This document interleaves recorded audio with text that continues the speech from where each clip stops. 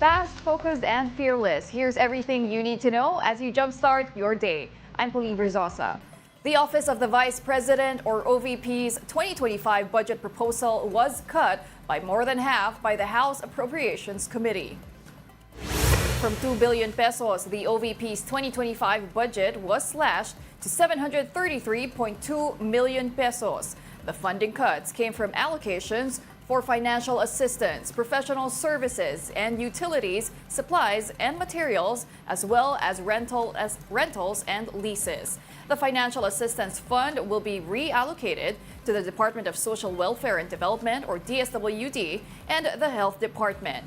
Vice President Sara Duterte previously claimed that her office can work even without a budget. And this is not yet the final budget, as it needs approval in the House plenary debates. In other news, a Bureau of Corrections official has claimed that former President Rodrigo Duterte congratulated him over the phone for the death of 3 alleged Chinese drug lords in a Davao prison. Bucor Senior Superintendent Gerardo Padilla changed his statement and told lawmakers that Duterte indeed called him when he was the chief of the Davao prison and penal farm in 2016. He also said that former PCSO General Manager Reina Garma called him about the order to kill the alleged drug lords. Garma, a former police official in Central Visayas, denied Padilla's claims. He lied on the first hearing. The second hearing, because he was detained, might be he realized that sa kanya lahat ang siyang may kasalanan. He need a fall guy. And it's easy to just blend on the facts presented during the first hearing, and it's easy to say he feared his life. Meanwhile, the House Quadcom cited former presidential spokesperson Harry Roque in contempt again, and this is due to his failure to submit the necessary documents about his properties. Some lawmakers accused Roque of getting more properties and assets due to his connection to Pogos. Roque called the latest move by the lawmakers as a witch hunt against the Dutertes and their allies. Ang iniimbestigahan dito, Pogo.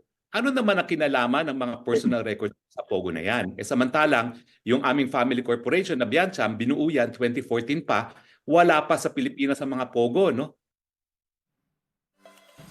Meanwhile, Congressman Manix Delipe maintains that Vice President Sara Duterte has to explain how she spent her office's funds.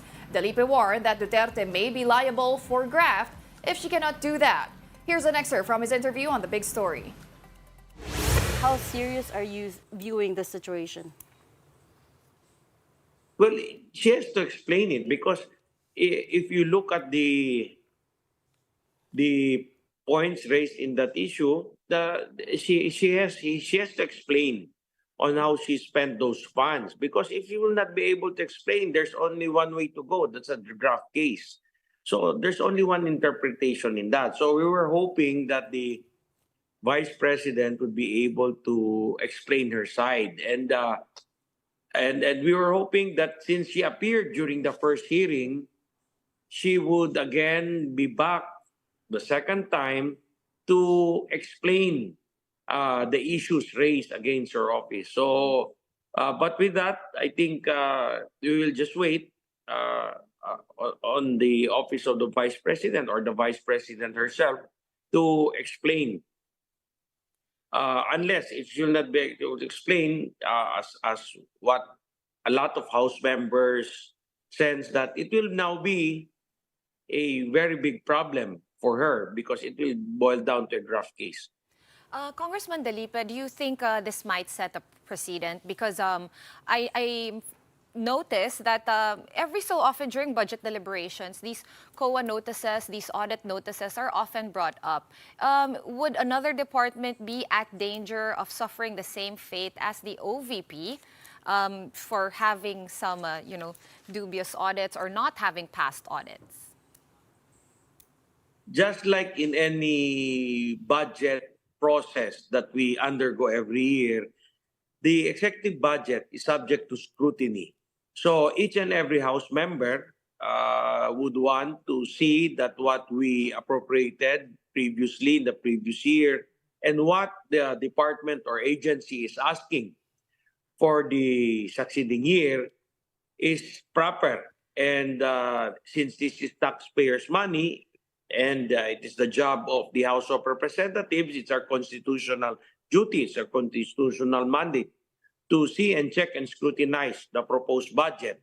So it is not abnormal, but it's just but normal that when members of the House of Representatives would always bring out some of these notice of these allowances, because it's part of the process, trying to check whether the funds given to a department, funds given to an agency, was used in accordance to the purpose of how it should be spent when they presented it to Congress of when they presented it to the House of Representatives on the purpose for the use of such funds. We'll be back with more stories after this break. Keep it here on One News.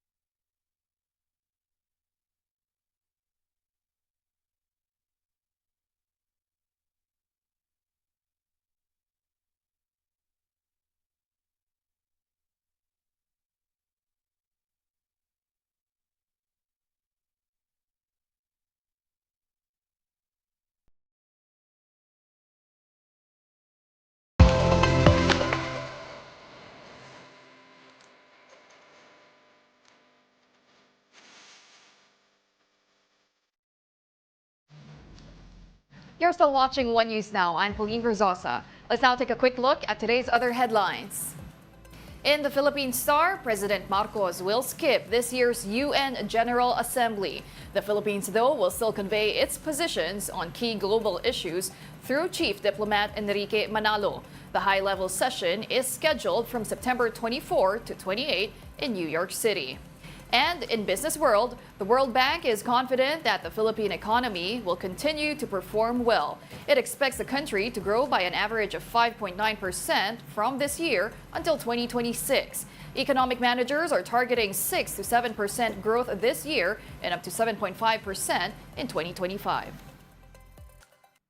The number of dengue cases in the country has continued to increase this year. The health department has recorded over 208,000 dengue cases so far. This is 68% higher than the 124,000 infections reported in the same period last year. Health Secretary Ted Herbosa said the government must take immediate action to address the rise of dengue cases brought by the rainy season.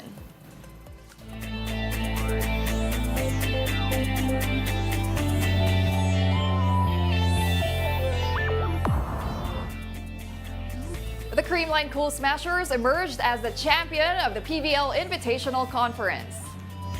Creamline defeated Signal in a 5-set thriller, completing a season Grand Slam. They also won the All-Filipino Conference and Reinforced Conference. With this, Creamline became the first PVL team to win 3 conferences in one season. They also finished the Invitational's preliminary round with a 4-game sweep. Meanwhile, Signal had a 3-1 record with 1 loss coming only from the Cool Smashers.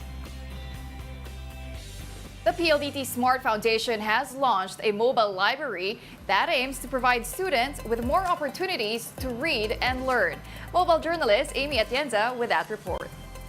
The PLDT Smart Foundation, or PSF, continues its mission to provide assistance in education and livelihood development as part of its 30th year of service. The celebration launched the organization's multimedia van project called the Extraordinary Mobile Library. This solar-powered truck aims to reach Filipino students in remote areas of the country and reduce the digital divide in Philippine education.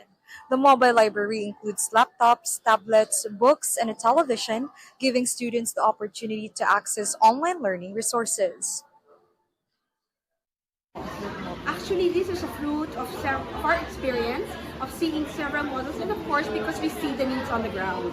We have seen how our students lack this basic equipment and the connectivity. In fact, that's our philosophy in PLDT Smart Foundation, ETC, Equip, Train, Connect. So this is like putting it all together, the mobile van, the multimedia library, our school in the bag, and even our smart cards, actually, that's also part of that whole strategy. The event also introduced PSF's livelihood project with Food Smart Carts in partnership with ASA Philippines Foundation.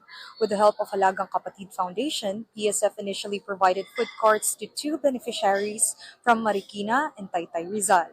The smart carts not only offer materials for starting a business but also provide a platform for online cash transactions through Maya's cash in and cash out service, along with a free phone from Huawei Philippines. Of course, we will try to grow them more. We have, with our partners, we are trying to get more smart cards out there. So we will be choosing our beneficiaries, also together with the Alagang Kapatid Foundation, as well as our partners in ASA Philippines and other partners like the DFW.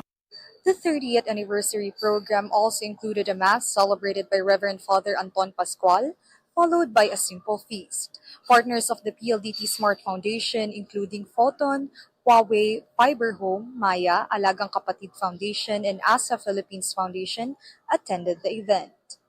Thank you very much. Maraming salamat sa lahat ng aming partners sa PLDT Smart Foundation. Hindi namin makaabot itong 30 years without your help. So maraming salamat, and we look forward to working together again for more years.